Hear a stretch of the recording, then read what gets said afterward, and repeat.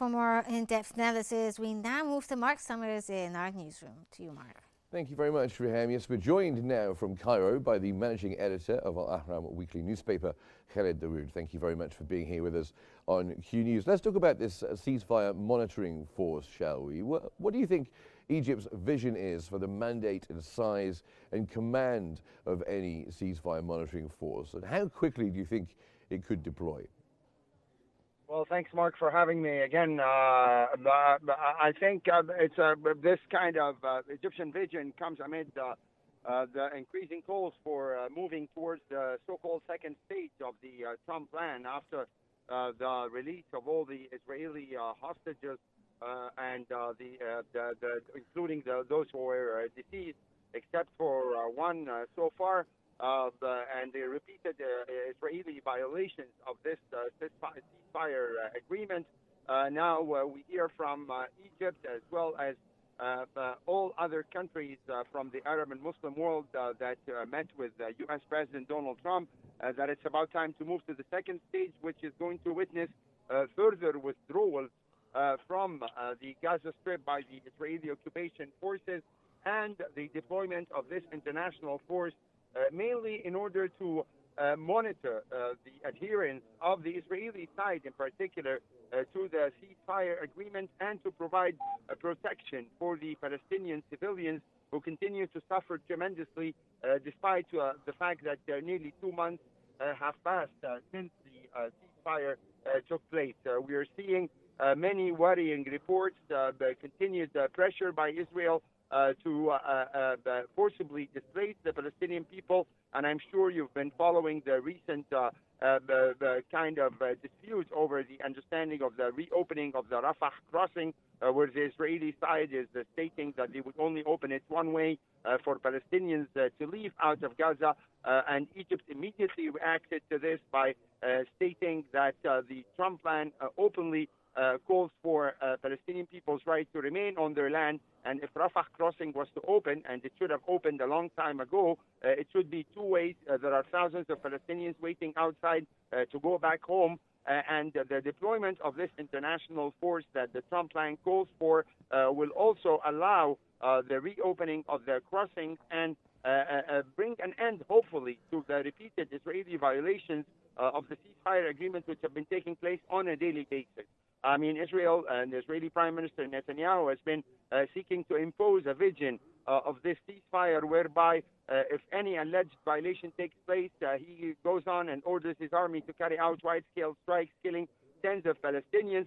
This definitely needs to come to stop. Humanitarian aid has to flow, and the establishment of this force, along with the Board of Peace, which is also another expected step before the end of the month, if we believe the reports coming out of Washington, that would be very important signs towards moving to the second stage and to prove that this ceasefire agreement is not simply about the release of Israeli detainees held by Hamas in Gaza.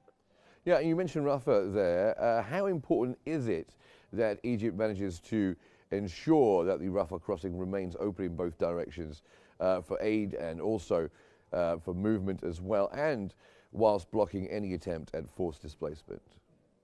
Well, it's a kind of part of an overall comprehensive plan. I mean, this will not be possible to happen except if Israel withdraws fully from the Gaza Strip, as well as from the so-called buffer zones, because as you know, in the Trump plan, unfortunately, there's a reference that Israel will maintain some presence in border areas between Gaza and Egypt on one side and Israel on the other side. But this should be according to an international monitoring system along with the European Union, and at a time when there is a local Palestinian governing body, where the so-called bureaucratic government or technocrat government that would only serve the interests of the Palestinian people, and they should take care of the crossing and the passage of Palestinians. There is no question, Mark, that the Israeli Prime Minister wants to continue to occupy Gaza. They want to, the so-called yellow line that separates between the areas under Hamas control and those that remain under Israel's occupation, they want to make it permanent, and Israelis always want to keep a free hand to move within Gaza, controlling, of course, the borders as well, and that's not something that Egypt and the Arab and Muslim nations would accept. And I'd like to note, Mark, in this respect, that the debate over the Rafah crossing and Egypt's firm stand that it will not allow any Israeli schemes to forcibly displace Palestinians was supported by all Arab and Muslim nations that attended the meeting with Trump, which gave the kind of lone sign for the entire ceasefire taking place right now. I'm talking about Egypt, Qatar, Saudi Arabia, United Arab Emirates, Pakistan, Indonesia, and Turkey. I mean, all those nations, they backed up Egypt's stand on this, that Rafah should be open two-way, not just one way. And we've also seen important statements from a country like France yesterday also stressing and supporting the joint statement issued by Arab and Muslim nations whose cooperation is extremely vital and important to make this plan succeed. There would not be a board of peace, there would not be an international stabilization force if those Arab and Muslim nations continue to see massive Israeli violations and refusal to withdraw from Gaza. And that's why we heard from Mr. Abdel Ati, the Egyptian foreign minister, today in Doha, stressing the need to immediately deploy this international force and to move to the second stage. Yeah, indeed, and with talks reportedly at a critical moment, are there concrete steps that mediators should be taking, perhaps this week, to lock in timelines, verifications, access for the next phase? Well, Mark, I mean, like everybody knows, this is a U.S.-led process, and that's, to be honest with you, I mean, it's part of the problem, because we have seen the U.S. tolerance of the Israeli violations and strategy of imposing a status quo of the right to respond on a massive scale whenever there is an alleged violation. And this, like the United States, remains silent on those kinds of violations, at least to say, at least publicly. We haven't seen any statements condemning Israel's killing of Palestinians in Gaza over the past 2 months in alleged retaliation for alleged violations. And we haven't seen similar U.S. position, clear ones, on Israeli violations in Lebanon or in Syria, at least publicly. Maybe behind closed doors it's a different situation. But again, there are reports coming out from Washington that President Trump is about to form this so-called board of peace, including at least 10 countries, forming of the other governing bodies, the formation of the local Palestinian technocratic government. These are all many challenges, and we cannot but wait and see for the coordination. But I'm sure that the Arab and Muslim nations led by Egypt and Qatar and Saudi Arabia and UAE, along with Turkey and others, I mean, they are in direct contact with the U.S. administration and making it clear that they want this plan to succeed, but this will not be possible except if Israel withdraws from the Gaza Strip and links the Gaza Strip to the West Bank under the sponsorship and the leadership of the Palestinian Authority as a pathway to lead the independent Palestinian state. Without this, and that's, I mean, what hopefully is going to happen, although it seems to be lacking in the U.S. vision, that there is a need for a long-term strategy to lead to a Palestinian state, because a two-state solution, according to everybody, is what's going to make any peace permanent, and otherwise we'll continue to see those repeated wars and expansionist Israeli policies in the West Bank as well as Gaza. Because if you note, Mark, the statements made by Mr. Badr Abdel Ati in Qatar today, he also expressed the need for a similar observation force in the West Bank, because this right-wing extremist government is committing massive violations in the West Bank against Palestinians in terms of displacement, expansion of settlements, and there is a need to provide protection for Palestinians in the occupied West Bank and East Jerusalem as well. Yes, you mentioned Turkey there, and Turkey says the force should separate Israelis and Palestinians along the border. How does that align with Egypt and Qatar's priorities, and also with the UN's plans? Well, there is an obvious kind of disagreement over the role of the so-called International Stabilization Force. For Israeli Prime Minister Benjamin Netanyahu, the sole role of this force is to disarm Hamas. And that's going to be the cliche that we are going to be hearing repeatedly in the coming weeks if we move to the second stage. as an excuse which Netanyahu is going to use to delay further Israeli withdrawals. While from the Arab and Muslim side, you're mentioning Turkey, Egypt, Qatar, Saudi Arabia, UAE, they want to provide protection for Palestinian civilians after suffering a horrific war for 2 years. And everybody agrees that the effort needed to carry out reconstruction in Gaza after what Jared Kushner himself, the key U.S. negotiator, described that Gaza was nearly nuked. It was like destroyed, flattened. So there is a massive need for, international contributions, the reconstruction effort, and this is not going to happen if the war situation continues on the ground, and if the Israelis believe that the role of this international stabilization force is to provide protection for Israelis and to carry out their dirty work. And that's probably one of the obstacles, the international stabilization force. If Egypt, Turkey, the Israelis do not want Turkey, but if Egypt, Azerbaijan, Indonesia, you name it, I think any country in the world who would like to contribute forces would not see its role as occupying Gaza or act as an occupation force instead of the Israelis, because the role is to assure Israeli withdrawal from Gaza, providing this massive scale need for reconstruction and to build up on this political map that I spoke about in terms of linking Gaza to the West Bank and establishing an independent Palestinian state. So that's why, Turkey and Egypt, for the first time probably, Mark, we see this desire on behalf of Arab and Muslim nations to deploy an international force in Gaza and in the West Bank as a way to provide much needed protection for the Palestinian people in Gaza and occupied Palestinian territory. And to that end, let's come to the European Union. What role should the EU play now when it comes to monitoring, funding reconstruction, and also, of course, supporting Palestinian authorities?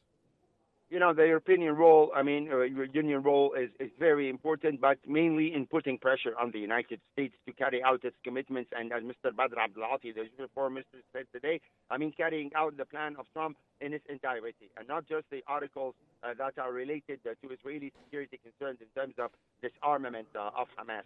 So, the European Union, I think, in my opinion, played a very important role in putting pressure on Washington and the Trump administration following the recognition of the independent Palestinian state by key European countries. I'm talking about France, I'm talking about Spain, and of course the UK, United Kingdom, although it's not a member of the EU currently, but of course it continues to play a very important role in Europe. So those kinds of pressures are important, but let me state very clearly and to be, honest about this, without a stable ceasefire in Gaza, and we won't be able to speak about serious reconstruction in the Strip. And you've seen yourself, Egypt was supposed to host a conference on the reconstruction of Gaza by the end of November. But if we continue to be in a state of war, it's very difficult to hold this conference. So Egypt wants to hold this conference in cooperation with Europe, in cooperation with the Trump administration, so that work can start. But the main obstacle, and to be very honest, particularly in an election year in Israel, we cannot expect but obstacles and excuses and violations by this current Israeli government. And I personally, among those who believe that it's going to be very difficult to bring this current extremist, fanatic government in Israel with people like Ben-Gvir, Smotrich, and even Netanyahu himself to commit to a long-term process and not simply using Palestinian blood as a kind of a campaigning method as elections are coming closer in Israel. So what should we look forward to seeing over the coming days and weeks before the end of the year? Well, Merry Christmas, early Merry Christmas, but this kind of, we're talking about the American administration's agenda, so we're talking about, a matter of 2 to 3 weeks maximum before we hear about the formation of if it's going to happen and if it's going to take place. There's definitely a lot of negotiations happening behind closed doors. Egypt is playing a vital role in coordination with other Arab countries and in coordination with Hamas as well. Hamas delegation, they come to Egypt, they talk to the Egyptian the side, and we try to unify the Palestinian position in relation to the upcoming technocratic government. So these are all steps that we're waiting for, but hopefully it's going to be a happy Christmas if we see this board actually formed, if we see the formation of the International Stabilization Force with a clear mandate, because I'm sure behind the closed doors, a lot of discussion is happening, as you mentioned earlier, about the size of this force, where it's going to be deployed. The Israelis, they want it to be deployed only in the areas under their control to provide the protection, but I don't think that this is what Arab and Muslim countries would, agree to do. So these are all important details, and I assume it's already been 2 months, these subjects under discussion. But if things go on the positive side, you're going to see some announcements on this issues, the three matters, the border fees, the International Stabilization Force, and the Transitional Palestinian Technocratic Government. If this happens, before Christmas, that would be very important steps towards moving to the second stage and bringing the Israeli government to respect those parts of the plan. Or, as I mentioned, they've been using the issue of the Israelis' deceased detainees among Hamas to delay the implementation and of the rest of the agreement. Right now, there are no practical excuses for this Israeli government. Of course, they continue to speak about the remaining one Israeli body, but I don't think that from the perspective of the U.S. administration, Europe, Arab nations, and Muslim nations, there are any reasons to delay further the moving to the second stage, or to continue these daily Israeli violations, not just in Gaza, Mark, but it's in the West Bank, in Lebanon, in Syria. And you can see how this Israeli government is basically pushing the region towards further confrontation instead of complying to the desire of the majority, of the massive majority of the world, to see restoration of stability and peace in this volatile region. Well, thank you very much. That was Managing Editor of Al-Ahram Weekly newspaper, Khaled Dawood. Thank you very much for joining us.